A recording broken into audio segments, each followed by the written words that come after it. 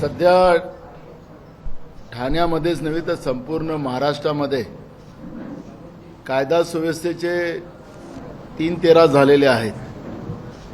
कारण की महाराष्ट्रातलं हे सरकारच असंविधानिक सरकार आहे, हे वारंवार आम्ही सांगितलं. आणि त्याच्यामुळे या सरकारचा कुठलाही वचक प्रशासनावर नाही. या ठिकाणी आपण पाहिलं की ज्यावेळेस ही घटना म्हणजे आमचे इथले जिल्ह्याचे अध्यक्ष चव्हाण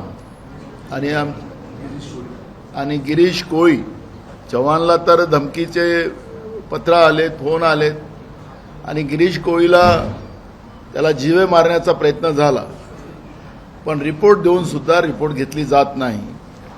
मी स्वतः मागच्या पंधरवड्यात इथं आलो होतो. त्यावेळेस मी पोलीस कमिशनरशी स्वतः बोललो. त्यांचा डीसीपी रँकचा एक अधिकारी मला भेटायला आला होता.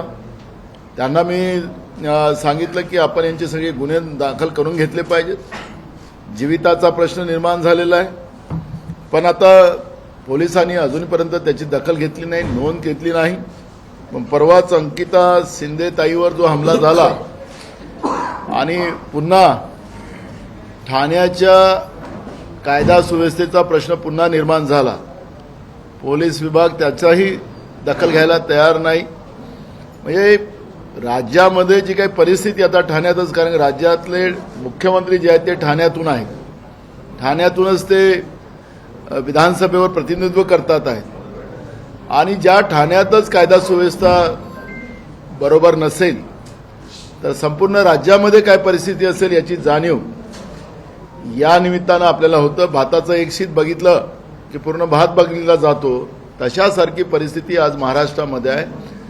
आणि म्हणून आज मुद्दामून ठाण्यामध्येच आज प्रदेश काँग्रेसची कार्यकारिणीची बैठक आम्ही या ठिकाणी आयोजित केली. आमच्या सगळ्या कार्यकर्त्यांचे, सगळे आमचे नेते सगळं मत जाणून घेतात आहेत. आणि या कायदा सुव्यवस्थेला ठीक करण्यासाठी लोकांमध्ये जे भय निर्माण झालेलं आहे ते भय कसं दूर करता येईल यासाठी काँग्रेसकडून प्रयत्न केला जाईल. आणि सरकारलाही, सरकार वटणीवर येत नसेल तर त्याला वटणीवर आणण्याचे काम काँग्रेस पक्षाच्या वतीनं केलं जाईल, अशा पद्धतीची भूमिका या ठिकाणी आम्ही मांडलेली आहे. आज आम्ही जवळपास 3-4 ठराव या ठिकाणी केलेले आहेत. पहिला ठराव तर तो आहे की अदानी आणि मोदीजींचा संबंध काय, ज्याप्रमाणे खोट्या सेल कंपन्या विदेशात निर्माण करून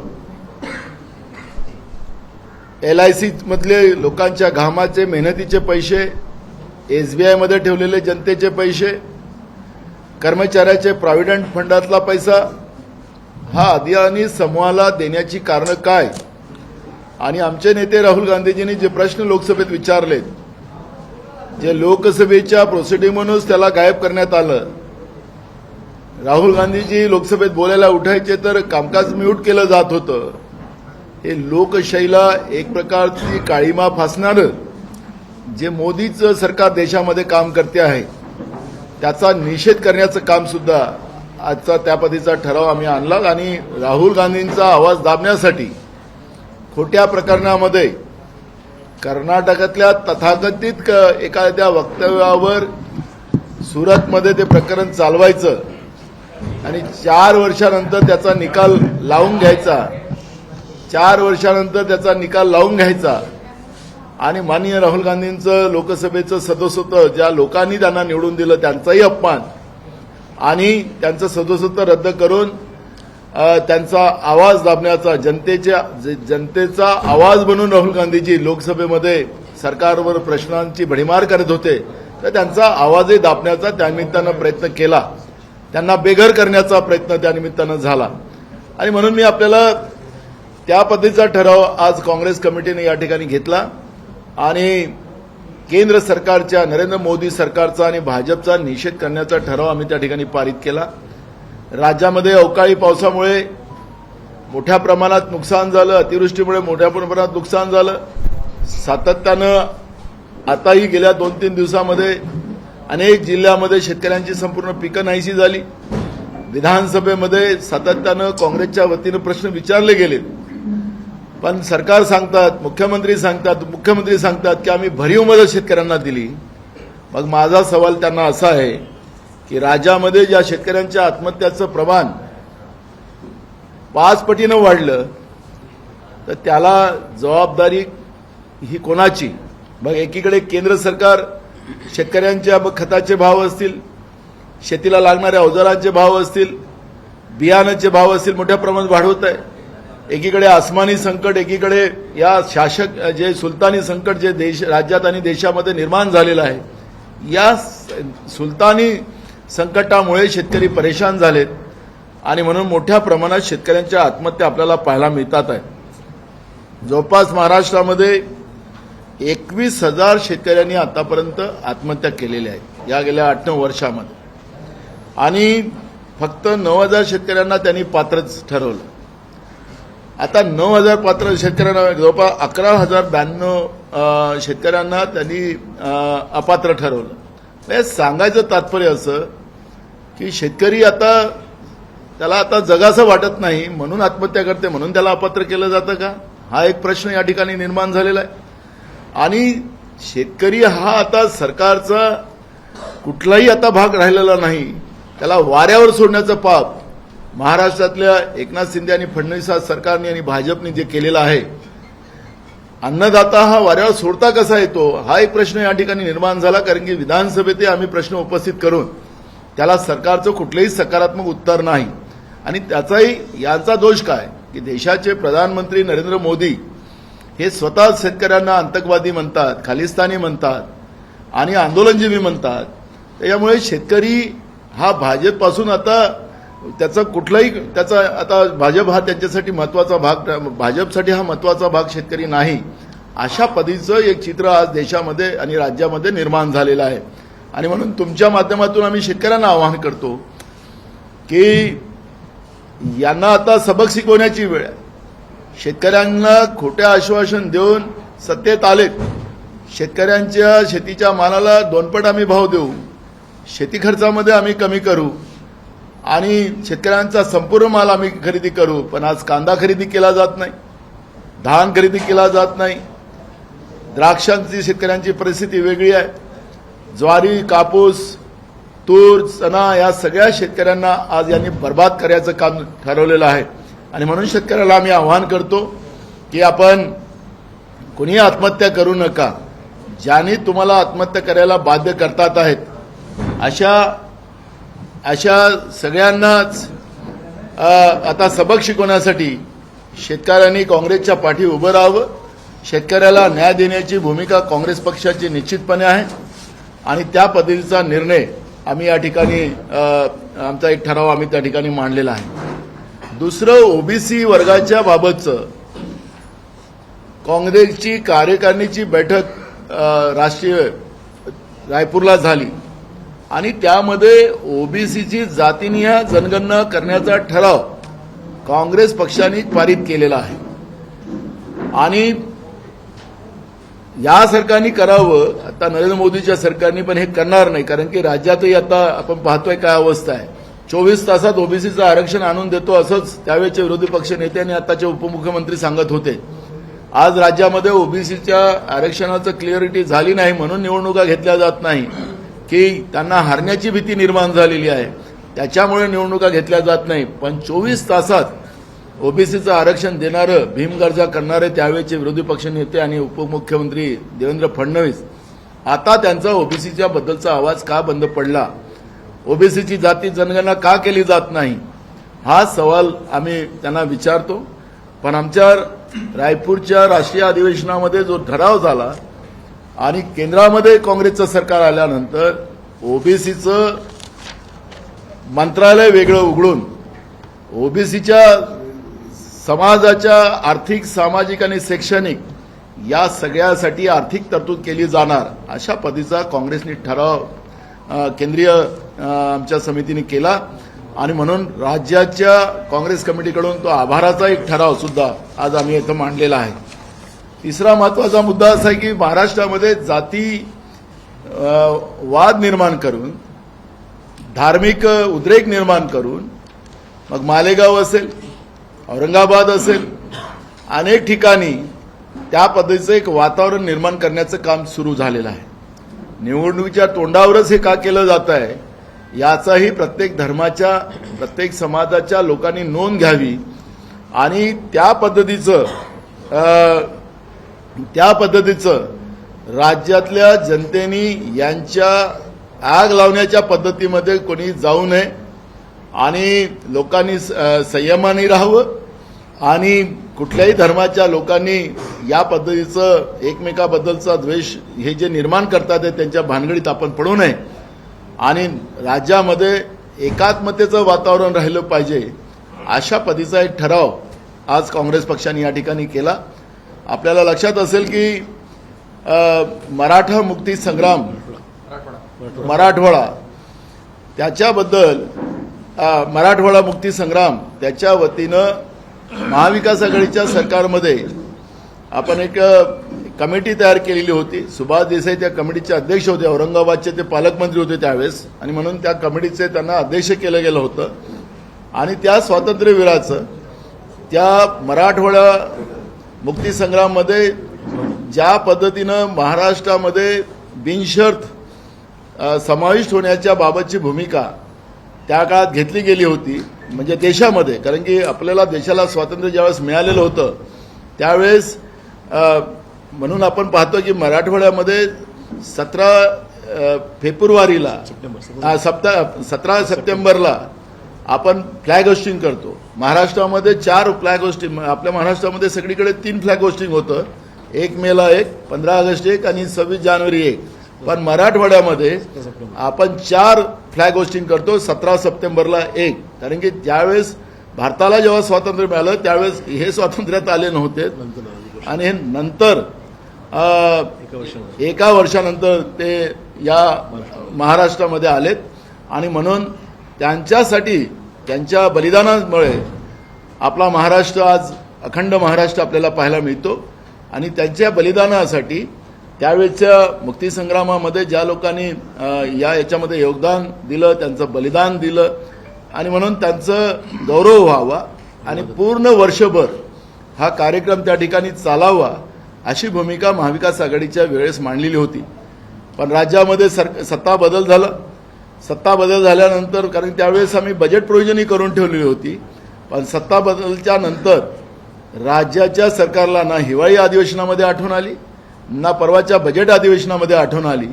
शेवटच्या दिवशी अशोक चव्हाण साहेब, मी, पृथ्वीराज चव्हाण साहेब, बाळासाहेब थोरात साहेबांनी आम्ही त्याच्यामध्ये भूमिका मांडली, पण सरकार त्याच्यामध्ये निरागस दिसलं. मराठवाड्याच्या जनतेच्या शौर्याची भूमिका मांडायचीच नाही, त्यांच्या बलिदानाची भूमिका मांडायची नाही, त्यांनी आपल्याला जे महाराष्ट्र घडवण्याच्या दृष्टिकोनातून त्यांनी केलेलं समर्पण त्याच्याबद्दलचा गौरव करायचा नाही अशी भूमिका देवेंद्र फडणवीस आणि शिंदे या दोघांच्याही सरकारमध्ये आम्हाला पाहायला मिळाली. आम्ही सभागृहाचं कामकाज बंद पाडलं, सरकार ऐकलं नाही म्हणून बहिर्गमन केलं, पण सरकार त्याच्यावर बळपण काढायला तयार नाही. तोही ठराव आज आम्ही मांडला. काँग्रेस पक्षाच्या वतीनं अशोक चव्हाण साहेबांच्या त्यांच्या अध्यक्षतेखाली आम्ही एक कमिटी बनवू आणि काँग्रेसच्या वतीनं मराठवाड्याच्या प्रत्येक जिल्ह्यामध्ये ज्या स्वातंत्र्यवीरांच्या कुटुंबाचा सन्मान केला जाईल त्यांच्यापर्यंत आम्ही पोहोचू आणि नवीन पिढीपर्यंत हे मराठवाडा मुक्तीसंग्रामाचं जे त्यावेळेचे ध्येय धोरण होते ते नवीन पिढीपर्यंत पोहोचवण्याचा एक संकल्प काँग्रेस पक्षाच्या वतीनं आम्ही करतोय. तोही ठराव आम्ही पारित केलेला आहे आणि म्हणून ह्या सगळ्या विषयाला घेऊन आजची ही मीटिंग आहे आणि याच्यामध्ये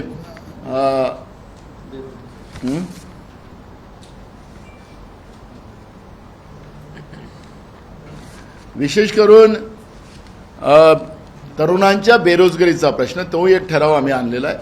आपण पाहिलं की महाराष्ट्र सरकारने आता ज्या 9 कंपन्यांना आउटसोर्सिंगच्या माध्यमातून त्यांनी काम देण्याचा निर्णय केलेला आहे. प्रशासकीय सेवेमध्ये सगळ्या जागा आउटसोर्सिंगने भरल्या जाणार आहे. परवाच आपण एक GR पाहिला की राज्य सरकारने इंजिनियरच्या जागा भरायचा निर्णय केला, 10वीच्या नंतर केलेलं पॉलिटेक्निक केल्यानंतर ज्यांनी ग्रॅज्युएशन केलं अशा आधारावर त्यांनाच आम्ही त्या अर्ज भरण्याचा अधिकार असेल. पण ज्यांनी 12वीच्या नंतर पॉलिटेक्निक केलं असेल किंवा ग्रॅज्युएशन केलं असेल त्याला अर्ज भरण्याची मुभा राहणार नाही. अशा पद्धतीचं खोडसर GR काढून मग कोणी कोर्टात जाईल आणि मग त्याच्यानंतर पुन्हा त्या जागा भरल्या जाणार नाही. आणि म्हणून सातत्यानं महाराष्ट्रामध्ये 2014 ते 19चा काळ आपण पाहिलात की देवेंद्र फडणवीसच्या सरकारमध्ये सातत्यानं सांगण्यात येत होतं की आता जम्बो नोकर भरती केली जाणार, काय नाव होते मेगा भरती केली जाणार. अशा पद्धतीच्या भीमगर्जना त्या काळात केल्या जात होत्या. त्या काळात एकही जागा भरल्या नाही. महाराष्ट्रामध्ये जवळपास 2.25 लाख जागा शासकीय आणि निमशासकीय याच्यामध्ये खाली पडलेल्या आहेत. आणि त्याच्यामुळे जनतेची मोठी गैरसोय होता. ज्या जनतेकडून आम्ही टॅक्स घेतो त्या जनतेला सुद्धा आम्ही प्रशासकीय व्यवस्थेच्या माध्यमातून न्याय देऊ शकत नाही अशी परिस्थिती झाली. महाविकास आघाडीच्या सरकारमध्ये आम्ही घेतलेला निर्णय होता त्या सगळ्या जागा भरायच्या. पण कोरोनाच्या काळामध्ये नरेंद्र मोदींच्या आदेशामुळे की तुम्ही आपल्या घरी आणि सरकार आपल्या घरी अशा पद्धतीची व्यवस्था त्यावेळेच्या कोरोना महामारीमध्ये झाली. कोरोना संपल्यानंतर प्रक्रिया आम्ही सुरू केली. पण आता आपण पाहतोय की सरकार पडल्यानंतर आता हे सरकार आउटसोर्सिंगच्या माध्यमातून ह्या जागा भरणार आहे. आता आउटसोर्सिंगच्या माध्यमातून ह्या जागा जेव्हा भरल्या जातील तर कॉन्ट्रॅक्टरचा कंट्रोल त्या कर्मचाऱ्यावर राहील. जनतेच्या प्रशासकीय व्यवस्थेतले कागदबंद त्यांच्याकडे जातील. गोपनीयता त्याच्यातून संपेल. लोकांचं काम होणार नाही. आणि मग हे सरकार आउटसोर्सिंगमधून त्या शासकीय आणि निमशासकीय जागा का भरताय हा प्रश्न या ठिकाणी निर्माण झाला. आता राज्यातली सरकार आउटसोर्सिंगच आहे.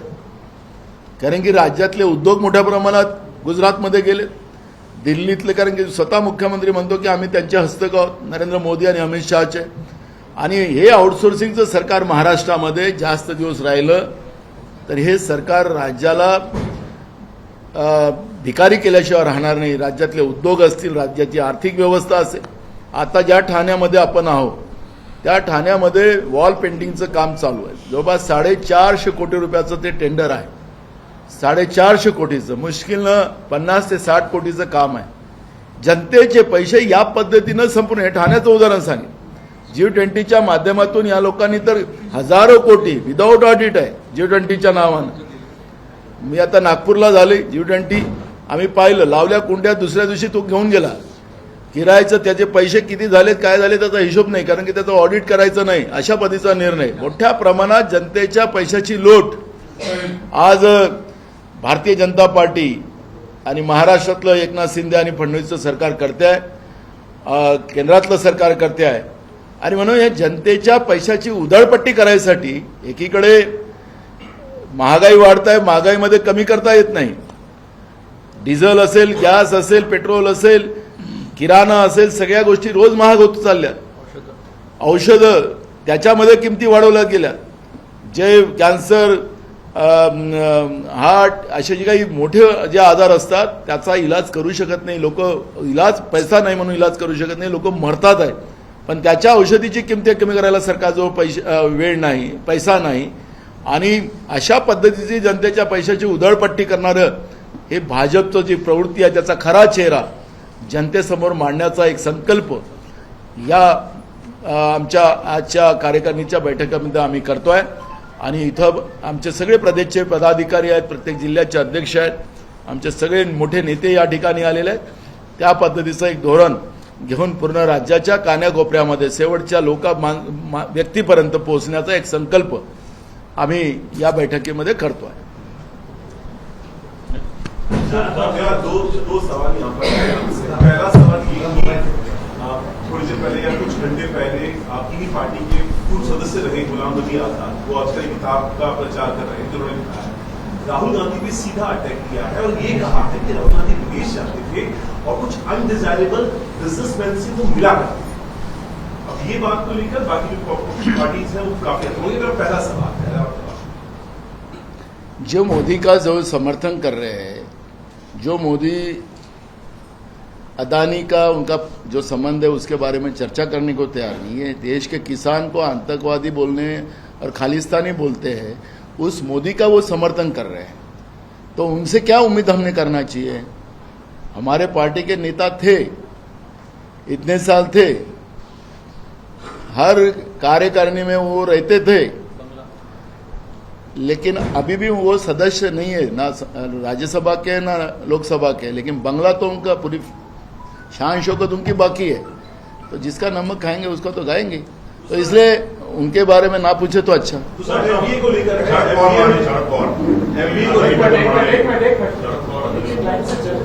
सर, दूसरा एमबीए को लेकर है। शरद पवार और अजीत पवार के हाल में बयान 2-3 दिनों में आए हैं, आपने सुने होंगे, चाहे वो डिग्री को लेकर हो, चाहे वो ईवीएम को लेकर हो, और भी कई सारे इश्यूज हैं जो कम से कम एमबीए का जो गठबंधन का जो दल का एक मोटो होता है वो तो कम से कम मैच नहीं खाता। नहीं, मुझे ये नहीं कहना है कि आखिरी एनसीपी एक अलग पार्टी है, उनके नेता अलग है। अब जब उनके पार्टी अलग है, उनका नेता अलग है, अब हमारी जो भूमिका है, हमने जनता की भूमिका रखी है। आखिरी मैंने जब भी कहा कि LIC का पैसा ये देश की जनता का है, आम आदमी का पैसा है, बैंकों में रखा हुआ वो भी ये देश की जनता का पैसा है, कर्मचारी बोलो तो उनके प्रोविडेंट फंड का पैसा है। आखिरी यह हमारा दायित्व बनता है उनके पैसे का हिसाब पूछने का, ये दायित्व है, लोकतंत्र में यह हमारा दायित्व है। किसी को नहीं पूछना है तो उनका सवाल है, तो हमें किसने क्या बोलना कि नहीं बोलना वो उनका दायित्व बनता है। इसलिए एमबीए में गठबंधन रहेगा कि नहीं रहेगा ये आज का इशू हो नहीं सकता। ये समय के साथ जब हाई कमांड में ये सब चीजें बैठेंगी, जब बैठेंगे सब नेता, एमबीए के नेता बैठेंगे, तब डिसिजन होगा। हिंदी मेरा सवाल यही है, इसी का एक्सटेंड है कि क्या ये आपके लिए कंसर्न है जो हो रहा है, और क्या हाईकमान के आप लगातार टच में है, उनसे बात कर रहे हैं? ये जुड़ी बातों की डेवलपमेंट देखो आपके माध्यम से, क्योंकि जब ऐसी कोई न्यूज बनती है तो उसको माध्यम कितना मसाला लगाना आप तो डिसाइड करते हैं। तो दिल्ली मुझे बताने की क्या जरूरत है, दिल्ली को अपने आप पता चल जाता है, आप ही उसके मेन सूत्रधार हो, तो इसलिए हम मुझे कंप्लेंट करने की जरूरत नहीं है। आखिरी राहुल गांधी जी ने उसमें ट्वीट किया है सेकंड दिन कि 20,000 करोड़ के बारे में और उन्हें पूछा है, तो हमारी लाइन डिसाइड है कि जनता के पैसे का हिसाब लेंगे, क्योंकि कांग्रेस ने इस देश को आज़ादी मिला दी और देश को बड़ा करने का काम, मुख्य धारा में लाने का काम, महासत्ता बनाने का काम कांग्रेस ने किया। आज इसलिए तो सार्वजनिक उपक्रम बेचकर देश चलाया जा रहा है। जो कांग्रेस ने ये बनाया नहीं था, कोई अंग्रेज के जमाने का नहीं बनाता, अंग्रेज ने तो देश लूट के लेके गए थे। तो इसलिए हमें सवाल पूछने का अधिकार है, अपोजिशन करके है, और जिस कांग्रेस ने इस देश की जनता को साथ लेकर, फिर किसान हो या कामगार हो, इनको साथ लेकर ये देश को खड़ा किया, बाबा साहब अम्बेडकर के संविधान के आधार पर देश को खड़ा किया, वो संविधान अगर खत्म हो रहा है और देश की प्रॉपर्टी बेची जा रही हो, तो कांग्रेस को ये पूछने का अधिकार है और कांग्रेस पूछेगी।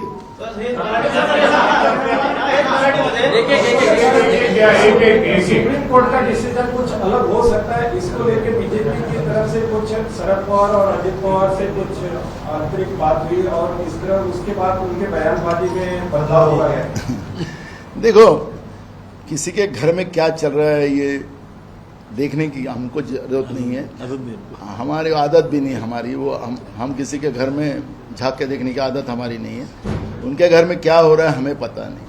हमारा काम है, हम कांग्रेस के कार्यकर्ता हैं, हमारा दायित्व होता है हमारे देश की संविधान की व्यवस्था का रक्षण करना और देश की जनता का सुरक्षा और उनको न्याय देने का काम कांग्रेस पार्टी का है, और कांग्रेस पार्टी वो काम कर रही है।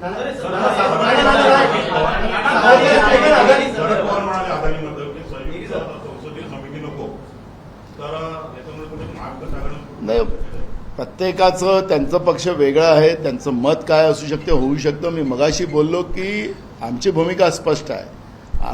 आम्ही सरकारमध्ये होतो तर आमच्यावर आरोप झाले, खोटा कोलगेटचा आरोप लावला, खोटा 2Gचा आरोप लावला, त्यावेळेसही सुप्रीम कोर्टाची कमिटी तयार झालेली होती, पण विरोधकांनी सांगितलं की 2G मध्ये घोटाळा झाला, कोलगेटमध्ये घोटाळा झाला, म्हणजे असे अनेक उदाहरण सांगता येईल।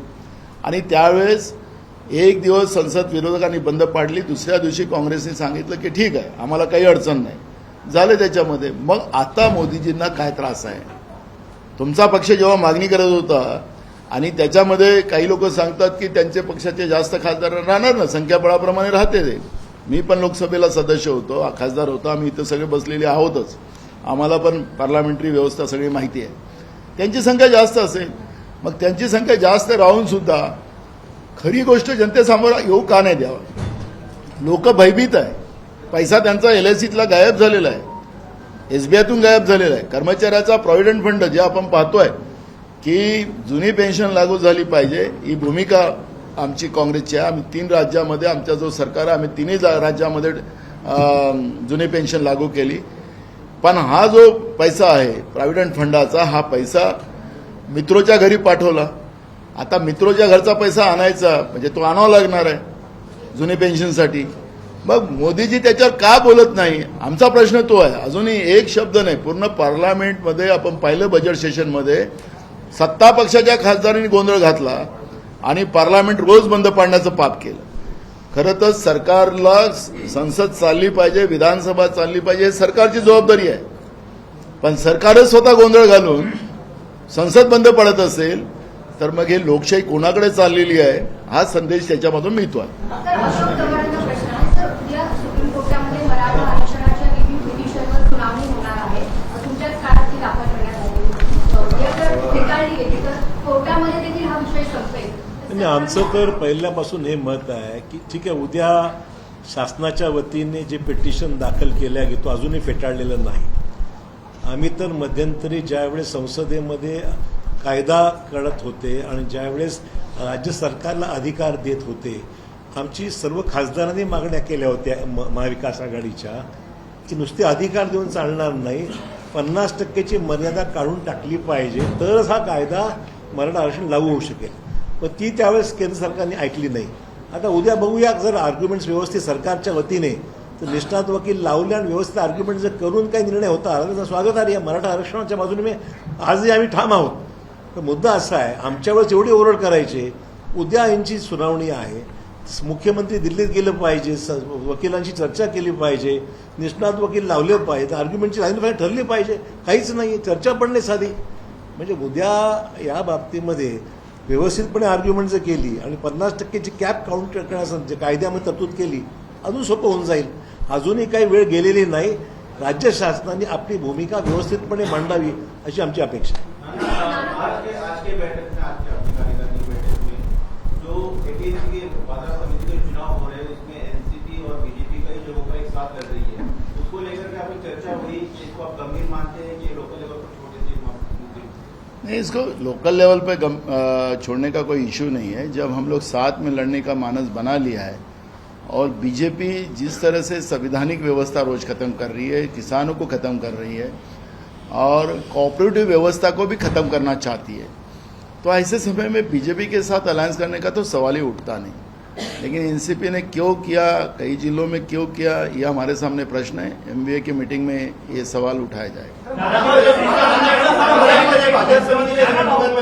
भाजपा सोबत एनसीपी को लेकर के जिस प्रकार से पवार साहब के स्टेटमेंट आए और जिस प्रकार से ये जो लोकल लेवल पे एनसीपी के साथ गठबंधन हुआ है, इसी बीच चंद्रशेखर बावनकुले का स्टेटमेंट है कि अगले बजट सेशन में संभावित है कि विपक्ष के कुछ लोग बीजेपी ज्वाइन कर रहे और एक नया समीकरण देखने को मिल सकता है. तो अभी हमारा सवाल उनको है, आपके पास कांग्रेस पार्टी के पास कोई बैकअप प्लान है क्या? ये मेरा सवाल तो फिर सुन लो. ये मुंगेरी लाल के सपने हैं बीजेपी के. फिलहाल कर्नाटक में ऐसी परिस्थिति है कि वहां बीजेपी के जो मंत्री रहे हुए अभी भी मंत्री है, वो भी खुद बीजेपी के टिकट पे चुनाव लड़ने के लिए तैयार नहीं है. कर्नाटक का अगर उनको पता नहीं होगा तो मैं आपके माध्यम से उनको बताना चाहूंगा. वही हाल महाराष्ट्र में होने वाला है. थोड़े दिन ये तो आज जो लोगों में उद्रेक है, आपने देखा होगा कि यह अधिवेशन में किसान रास्ते पे आए, या अधिवेशन में कर्मचारी रास्ते पे आए, गरीब लोग रास्ते पे आए, युवा रास्ते पे आए. कौन इस राज्य में खुश है? और इसके परिणाम बीजेपी को भुगतने पड़ेंगे. इनको अब इनकी सत्ता की जैकेट पहने हैं ये लोग, गर्मी में भी जैकेट पहन के रहते हैं, तो इनकी जैकेट अभी पहनने के रहने दो. जो आने वाले समय में इनकी हालत जो होने वाली है, जो कर्नाटक में हुई है वो महाराष्ट्र में होने वाली है. इसलिए आज मुंगेरी लाल के सपने ना देखें। आपको डर है एनसीपी आपका साथ नहीं देगी? आपको डर है एनसीपी साथ नहीं देगी आपका? सवाल देने वाली है एमबीए के साथ जो कि अभी रैली देखो, कांग्रेस का पहले से ही प्लानिंग है, हमारा एआईसीसी से प्रोग्राम भी आया है और महाराष्ट्र में हास्य जो भारत यात्रा जो राहुल जी ने निकाली थी, वो यात्रा के माध्यम से उसी समय डिसाइड हुआ था कि राहुल जी की सभाएं हर राज्यों में की जाए, प्रियंका जी की जाए, और वो उस तरह से पहली सभा जो है वो नागपुर में करने के लिए, पहली सभा नागपुर में करने के लिए हमने डिसाइड किया है।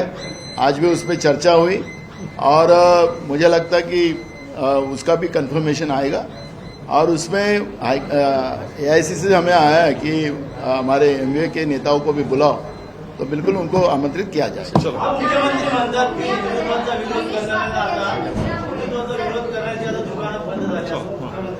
कोण हिंदू आहे याचं प्रमाणपत्र वाटायला शिंदे निघालेत काय की फडणवीस निघाले?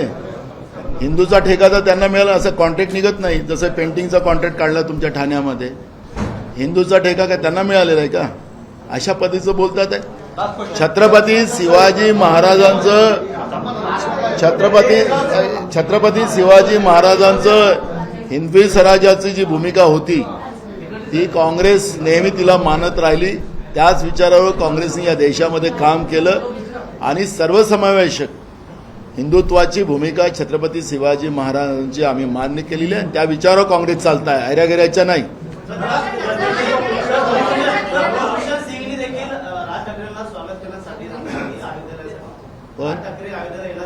आम्ही पण जाणार आहे अयोध्येला। दशरथगडीच्या संतांनी आम्हाला निमंत्रण दिलेलं आहे। त्यांचं म्हणणं आहे की राजीव गांधीजींनी इथलं भूमिपूजन केलं होतं, काँग्रेसचा अधिकार जास्त बनते। आम्हाला निमंत्रण द्यायला स्वतः महंत तिथले आलेले होते। काँग्रेस पक्षाच्या वतीनं आम्ही पण अयोध्येला जाणार होते, कारण अयोध्येला जाणं म्हणजे काही पाकिस्तानवर वार करायला नाही चाललो। आणि ज्या पद्धतीने ॲडव्हर्टाईज करून हे प्रसिद्धी करून केलं जाते आहे आणि इकडे राज्यामध्ये शेतकरी वाऱ्यावर चाललेले आहेत। अतिवृष्टीमुळे अवकाळी पावसामुळे जे नुकसान झाले, शेतकऱ्यांच्या डोळ्यातून पाणी वाहत आहे। रामराज्याचा अर्थ काय असतं? रामराज्याचा अर्थ सर्व लोक सुखी असले पाहिजेत। इथं तर सगळे दुःखी आहेत। त्यांना मानेल की नाही मानेल भगवान श्रीराम मला माहिती नाही।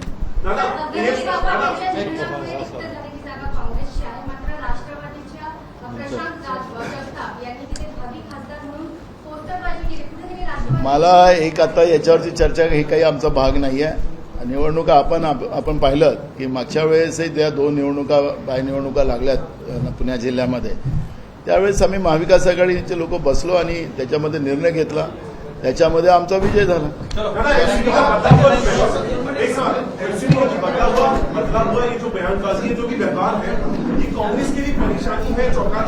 हमारे लिए कोई परेशानी नहीं है और हमें कोई परेशानी नहीं है। महाराष्ट्र में कोई प्रॉब्लम नहीं। हाँ बोला, ठाणे से बोला। हाँ हाँ